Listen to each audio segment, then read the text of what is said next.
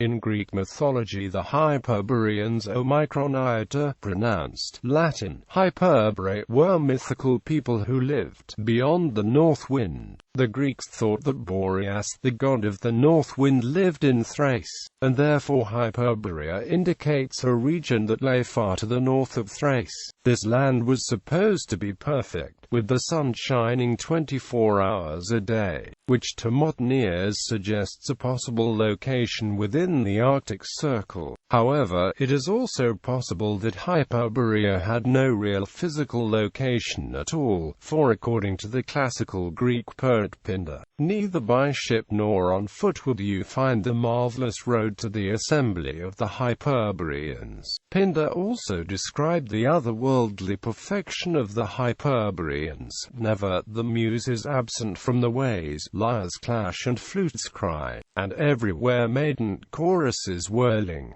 Neither disease nor bitter old age is mixed in the sacred blood. Far from labor and battle they live. Legends. Alone among the 12 Olympians, Apollo was venerated among the Hyperboreans. The Hellenes thought he spent his winter amongst them. For the part, the Hyperboreans sent mysterious gifts, packed in straw, which came first to Dodona and then were passed from tribe to tribe until they came to Apollo's temple on Delos. Abras, Hyperborean priest of Apollo, was a legendary wandering healer and seer. Theseus visited the Hyperboreans, and Pindar transferred Perseus's encounter with Medusa from its traditional site in Libya, to the dissatisfaction of his Alexandrian editors. Along with Thule, Hyperborea was one of several terrae incogniti to the Greeks and Romans, where Pliny, Pindar and Herodotus, as well as Virgil and Cicero, reported that people lived to the age of 1000 and enjoyed lives of complete happiness. Hecataeus of Abdera collated all the stories about the Hyperboreans current in the 4th century BC and published a lengthy treatise on them, lost to us but noted by Diodorus Siculus. Also, the sun was supposed to rise and set only once a year in Hyperborea, which would place it above or upon the Arctic Circle, or, more generally, in the Arctic polar regions. The ancient Greek writer Theopompus in his work Philippica claimed Hyperborea was once planned to be conquered by a large race of soldiers from another island. The plan, though, was abandoned because the soldiers from Meropes realized the Hyperboreans were too strong for them and the most blessed of people. This unusual tale, which some believe was satire or comedy, was preserved by Aelian. Apollonius wrote that the Argonauts sighted Hyperborea when they sailed through Eridamnos. Physical appearance. Greek legend asserts that the Boreads, who were the descendants of Boreas and the snow nymph Chione, founded the first theocratic monarchy on Hyperborea. This legend is found preserved in the writings of Aelian. This god has as priests the sons of Boreas and Chione, 3 in number, brothers by birth, and 6 cubits in height. Diodorus Siculus added to this account, and the kings of the city and the supervisors of the sacred precinct are called Boreadae, since they are descendants of Boreas, and the succession to these positions is always kept in the family. The Boreads were thus believed to be giant kings, around 14 feet tall, who ruled Hyperborea. No other physical descriptions of the Hyperboreans are provided in classical sources. However, Aelius Herodianus, a grammarian in the 3rd century, wrote that the mythical Arimaspi were identical to the Hyperboreans in physical appearance, and Stephanus of Byzantium in the 6th century wrote the same. The ancient poet Callimachus described the Arimaspi as having fair hair, but it is disputed whether the Arimaspi were Hyperboreans. From east to west, Celts as Hyperboreans. 6 classical Greek authors also came to identify these mythical people at the back of the north wind with the Celtic neighbors in the north. Antimachus of Colophon, Protarchus, Heraclides Ponticus, Hecataeus of Abdera, Apollonius of Rhodes and Posidonius of Apamea. The way the Greeks understood the relationship with non-Greek peoples was significantly molded by the way myths of the Golden Age were transplanted into the contemporary scene, especially in the context of Greek colonization and trade. As the Riphean mountains of the mythical past were identified with the Alps of northern Italy, there was at least a geographic rationale for identifying the Hyperboreans with the Celts living in and beyond the Alps, or at least the Hyperborean lands with the lands inhabited by the Celts. A reputation for feasting and a love of gold may have reinforced the connection. In Ireland, however, the Celts had their own legends of an advanced civilization in the far north. The Book of Invasions records that this civilization was established by migrants from Ireland, whose descendants returned to settle Ireland several centuries later. Bethach, son of Earbanal the soothsayer, son of Nemd, his descendants went into the northern islands of the world to learn Druidry and heathenism and diabolical knowledge, so that they became expert in all the arts. And the descendants were the Tuatha De Danann. These latter acquired knowledge and science and diabolism in 4 cities: Phalias, Goerias, Findlias and Murias. Thereafter the Tuatha De Danann came to Ireland without ships, passing through the air in dark clouds. Abras the Hyperborean. A particular Hyperborean legendary healer was known as Abras, or Abras the Healer, whom Herodotus first described in his works. Plato regarded Abras as a physician from the far north, while Strabo reported Abras was Scythian like the early philosopher Anacharsis.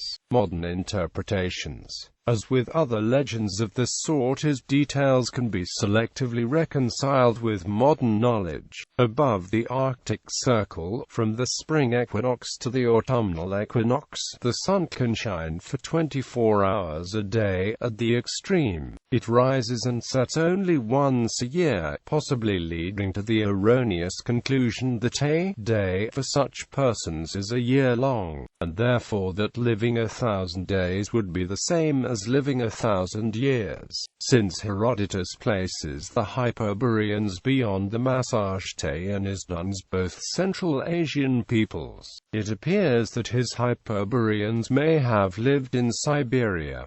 Heracles sought the golden-antlered hind of Artemis in Hyperborea, as the reindeer is the only deer species of which females bear antlers. This would suggest an Arctic or subarctic region. Following JDP, Baltan's location of the Isduns on the southwestern slopes of the Altai Mountains, Carl P. Ruck places Hyperborea beyond the Dzungarian Gate into northern Xinjiang, noting that the Hyperboreans were probably Chinese. Ambra arrived in Greek hands from some place known to be far to the north. Avram Davidson proposed the theory that Hyperborea was derived from a logical explanation by the Greeks for the insects, which apparently originated in a warm climate, found embedded inside the ambra arriving in the cities from cold northern countries. Unaware of the explanation offered by modern science, the Greeks came up with the idea that the coldness of northern countries was due to the cold breath of Boreas, the north wind. So if one traveled beyond Boreas, one would find a warm and sunny land. Identification as Hyperboreans. Northern Europeans, when confronted with the classical Greco-Roman culture of the Mediterranean, identified themselves with the Hyperboreans, neglecting the traditional aspect of a perpetually sunny land beyond the north. This idea was especially strong during the 17th century in Sweden, where the later representatives of the ideology of Gothicism declared the Scandinavian peninsula peninsula, both the lost Atlantis and the Hyperborean land. The north of the Scandinavian peninsula is crossed by the Arctic Circle, north of which there are sunless days during the winter and sunlit nights during the summer. Western European culture equally self-identified as Hyperborean, thus Washington Irving, in elaborating on Historia in the Pacific Northwest, was of the opinion that while the fiery and magnificent Spaniard, inflamed with the mania for gold, has extended his discoveries and conquests over those brilliant countries scorched by the ardent sun of the tropics,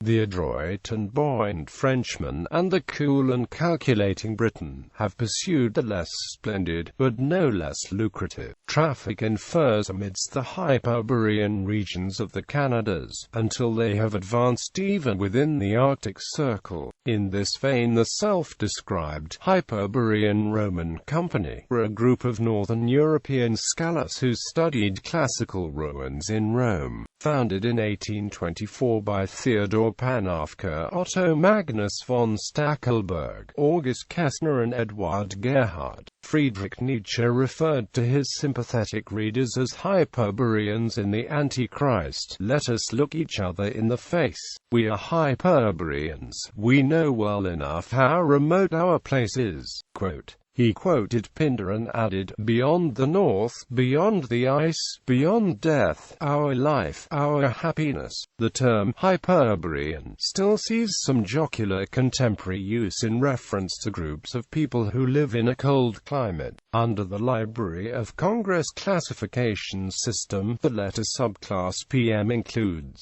Hyperborean languages, a catch-all category that refers to all the linguistically unrelated languages of peoples living in Arctic regions, such as the Inuit. Hyperborean Indo-European hypothesis.